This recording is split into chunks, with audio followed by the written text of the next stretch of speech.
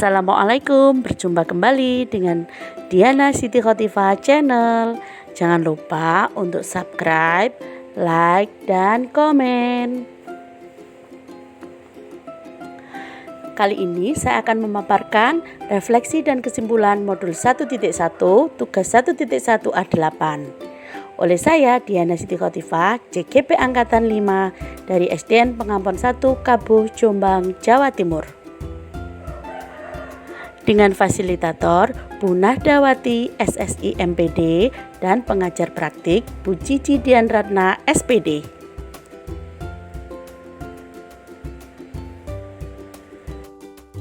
Pertanyaan pertama, apa yang Anda percaya tentang murid dan pembelajaran di kelas sebelum Anda mempelajari modul 1.1? Yang saya percaya terhadap murid di kelas sebelum saya membaca modul 1 adalah 1. Menuntut anak memahami materi yang sudah saya berikan. Menuntut anak untuk mendapatkan hasil nilai ulangan atau tugas sesuai dengan KKM. Lalu, yang ketiga, memberi hukuman atau sanksi. Itu menurut saya bisa menyelesaikan masalah pada peserta didik. Lalu yang keempat, tidak memahami kebutuhan anak. Bagaimana anak nyaman belajar? Tidak, tetapi suasana disiplin, tertib mengumpulkan tugas, mengikuti segala perintah merupakan suatu keberhasilan bagi saya. Lalu yang kelima, hasil belajar sesuai KKM ataupun melebihi KKM merupakan sebuah prestasi. Pertanyaan yang kedua, apa yang berubah dari pemikiran atau perilaku Anda setelah mempelajari modul 1.1? Setelah saya mengikuti pendidikan guru penggerak dan mempelajari modul 1.1 tentang filosofi pendidikan dari Ki Hajar Dewantoro, ternyata selama ini saya berpikir tentang trilogi pendidikan hanya sekilas saja, tidak memaknainya secara mendalam. Pendidikan dan pengajaran hanya sebatas memberikan materi dan memberikan sanksi agar murid atau peserta didik menuruti segala perintah kita. Tetapi bukan itu. Pendidik harus bisa menuntun kodrat anak, yaitu sesuai dengan kodrat alam dan kodrat zamannya. Sehingga yang berubah dari pemikiran dan perilaku saya adalah sebagai berikut. 1.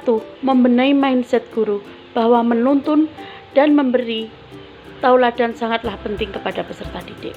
Yang kedua, pembelajaran harus berpusat kepada anak, kreatif, inovatif, menyenangkan, sesuai dengan kebutuhan anak. Yang ketiga, memberikan kebebasan peserta didik menyelesaikan tugasnya sesuai minat dan bakat, guru hanya sebagai fasilitator.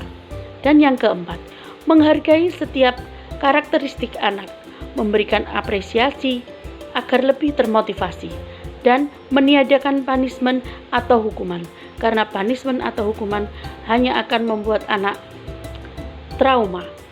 Yang kelima, berusaha menjalin hubungan yang baik dengan peserta didik dan orang tua agar terjalin kedekatan yang emosional sehingga memudahkan dalam proses menuntun. Pertanyaan yang ketiga, apa yang dapat segera Anda terapkan lebih baik agar kelas Anda mencerminkan pemikiran Ki Hajar Dewantoro? Yang akan saya lakukan adalah yang pertama, mengidentifikasi karakteristik anak, mulai dari kebiasaan, gaya belajar, kemampuan menyerap materi, bakat, dan minatnya. Lalu yang kedua, menyusun rencana pembelajaran yang interaktif, menyenangkan dengan melibatkan peserta didik sesuai dengan kebutuhannya. Yang ketiga, menerapkan pembelajaran yang berbasis kearifan lokal dan budaya. Yang keempat, memberikan suasana kondisi belajar yang nyaman dan menyenangkan. Yang kelima, melakukan pembiasaan-pembiasaan positif. Yang keenam, menerapkan pembelajaran yang juga mengutamakan budi pekerti dengan pencapaian profil pelajar Pancasila sesuai konsep Merdeka Belajar. Yang terakhir, tidak lagi menuntut tetapi menuntun peserta didik sesuai kodrat alam dan kodrat zamannya. Pembelajaran kita untuk membentuk profil pelajar Pancasila masihlah cukup panjang perjalanannya. Kita harus konsisten, semangat. Demikian pemaparan dari saya. Saya ucapkan terima kasih. Salam bahagia. Wassalamualaikum warahmatullahi wabarakatuh.